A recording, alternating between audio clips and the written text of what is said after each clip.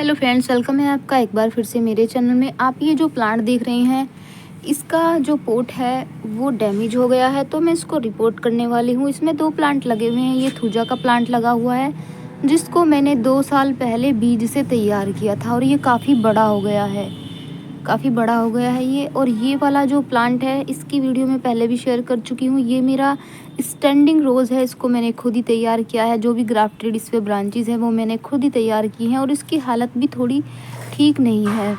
इसकी प्रूनिंग हम करेंगे और इसको दूसरे पॉट में शिफ्ट करेंगे, और फिर उसके बाद कुछ टाइम बाद इसमें अच्छी ग्रोथ आने लगेगी। सर्दियाँ स्टार्ट हो गई हैं, तो अभी ग्रोइंग पीरियड है गुलाब के पौधे का, तो इस पर उम्मीद है कि अच्छी फ्लावरिंग होगी इस बार, और इसमें मल्टी कलर के फ्लावर भी आएंगे प्रूनिंग करने के बाद। लेकिन अभी इसमें नई ग्रोथ देखने को नहीं मिल रही है, और इस पे स्पाइडर माइट्स का भी अटैक हुआ है।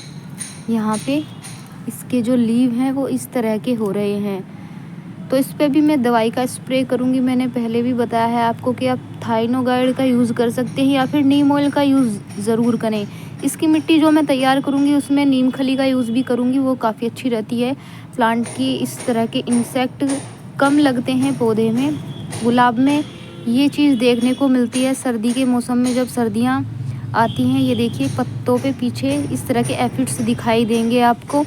इनके लिए नीम ऑयल का स्प्रे करते रहें हफ्ते में 1 बार। आपके गार्डन में ये कहीं पर भी मिल जाएंगे, गुलदावरी पर भी मिलते हैं। ये ज़्यादातर गुलाब के पौधों पर भी अटैक करते हैं, तो इसका ध्यान रखें आप।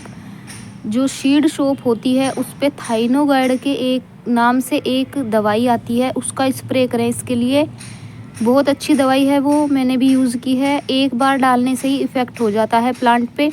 ये कीड़े मर जाते हैं, चिपके तो रहेंगे प्लांट पे, लेकिन प्लांट को नुकसान नहीं पहुंचा पाएंगे।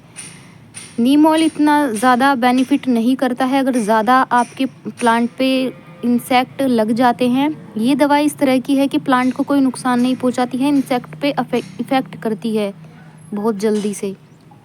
थोड़ी सी ले आइए, थोड़ी सी 10 रुपये में इतनी मिल जाती है, और 10-12 प्लांट पे एक बार स्प्रे हो जाता है उसका। तो इसको हम रिपोर्ट करते हैं।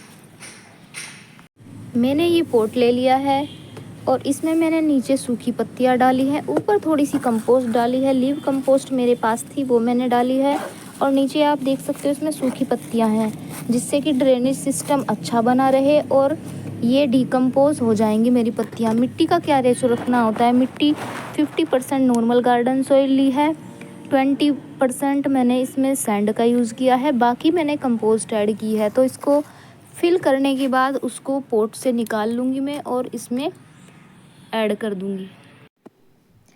इस तरह से मिट्टी भर ली है मैंने अपने पोट में। आप अपनी मिट्टी का रेशो यही बनाना है। गुलाब की मिट्टी वेल ड्रेन होनी चाहिए, वेल ड्रेन सॉइल होनी चाहिए, जिसमें पानी ना ठहर सके। ऐसी सॉइल आपको गुलाब के लिए चाहिए होती है, जिसमें पानी ज़्यादा देर तक खड़ा न रह सके। इससे गुलाब की रूट ख़राब होने लगती है और पौधा आपका ख़राब हो जाता है।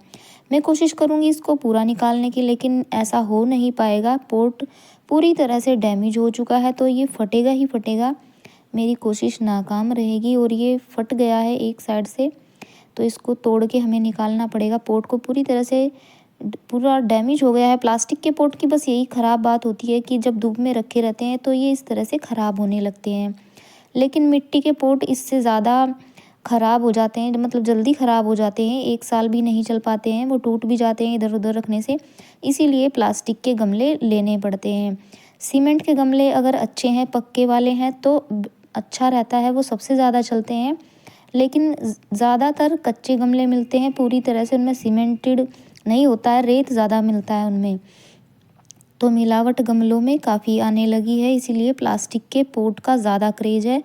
प्लास्टिक के पोट ही ज़्यादा यूज़ किए जाते हैं, वो सस्ते आते हैं, और दूसरा वो वेट नहीं करते हैं हमारी छत पर।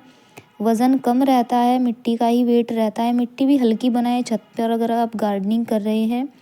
कोकोपीट का यूज़ अगर आप करते हो तो आप कर सकते हो। मैं तो मिट्टी और रेत ही यूज़ करती हूँ, और ज़्यादातर कंपोस्ट उसमें ऐड करके जो रेशो मैं बताती हूँ मिट्टी का, वही मैं रेशो अपने प्लांट के लिए करती हूँ। तो इस तरह से गमले को मैंने बाहर निकाल लिया है, वो मिट्टी लूज़ कर लेंगे हम, और दोनों पौधों को आसानी से निकालूंगी मैं। जड़ें कोशिश मेरी रहेगी कि कम से कम टूटे। थोड़ी बहुत जड़ें टूट भी जाती है नीचे की साइड से, तो उससे प्लांट पे कोई फ़र्क नहीं पड़ेगा। मेन रूट बॉल को आपको नहीं तोड़ना है, बस इस बात का आपको ध्यान रखना है। आपके दोनों प्लांट सही सलामत रहेंगे। मैंने दोनों प्लांट को अलग कर लिया है इस तरह से। गुलाब का ग्रोइंग पीरियड है तो गुलाब की ग्रोथ तो काफ़ी अच्छी होने वाली है।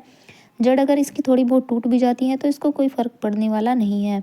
यही बेनिफिट होता है अगर सीज़न में किसी प्लांट को आप रिपोर्ट कर रहे हो तो उसमें अच्छी ग्रोथ होती है। ये प्लांट भी मेरा ग्रो कर जाएगा क्योंकि इसका भी ग्रोइंग पीरियड है। जो मोरपंखी का प्लांट है उसका भी ग्रोइंग पीरियड है, और दूसरी बात है कि इसकी रूट ज़्यादा डैमेज भी नहीं हुई है। तो इस तरह से मिट्टी को मैंने फिल कर लिया है अपने पॉट में, और एक प्लांट लगकर मेरा रेडी हो गया है स्टैंडिंग रोज। और रिपोर्टिंग करने के साथ साथ इसकी प्रूनिंग भी मैं कर दूंगी जिससे कि इस पर अच्छी ग्रोथ आए। सारी लीव्स में इसकी कट कर दूंगी, प्लांट अच्छे से ग्रो करेगा मेरा ये। और जब इस पर फ्लावरिंग होगी उसका अपडेट भी आप लोगों के साथ में ज़रूर शेयर करूंगी, तो चैनल पर आप लोग बने रहिएगा। दूसरा पौधा भी सेम पॉट में मैं लगा दूंगी। ये दोनों प्लांट जो है मेरे काफ़ी प्लांटर जो हैं गमले काफ़ी टाइम से खाली पड़े हुए थे बरसात के मौसम में। इनमें लगे हुए गुलाब के पौधे ख़राब हो गए थे, मैंने बाहर ही उनको छोड़ दिया था ज़्यादा पानी भरने की वजह से। वेल ड्रेन नहीं थी इसकी सॉइल, इस वजह से मैंने बोला कि वेल ड्रेन सॉइल होनी चाहिए गुलाब की बरसात के मौसम में, उसका बेनिफिट आपको मिलता है। और जो ड्रेनेज होल बनाए उसका ध्यान रखना है, प्रॉपर तरीके से ड्रेन आउट होता रहना चाहिए पानी। और एक दिन मैं इनको छाया में रखूँगी, फिर मैं इनको धूप में रख दूँगी। अगर आप किसी प्लांट को रिपोर्ट करते हो तो एक दिन आपको उसको छाया में रखना ही रखना है, डायरेक्ट धूप में नहीं रखना है, नहीं तो प्लांट ख़राब हो जाता है। अगर आप एक्सपर्ट हैं रिपोर्टिंग करने में इस टाइम पर तभी रिपोर्टिंग करें, वरना मत करें।